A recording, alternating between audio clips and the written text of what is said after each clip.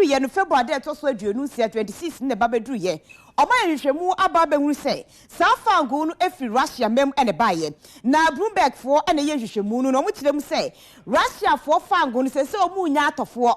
omu nya bias omu nya atofo enu nti omudi aba abegu Ghana ha so omudi aba besie wo Ghana ha se ya bia dachi ankwa mabiro mu nya atofo pe no ma wapeja ede eko na IAS fo no so asa kirem se omasa yehwemu bi akirem se adwumakuo bi a wodi eye Platon Gas Ghana Limited fo wo mu ne krasa fango no ede ebaye na fango mo kraye ede baye na bedru eye stimagina ya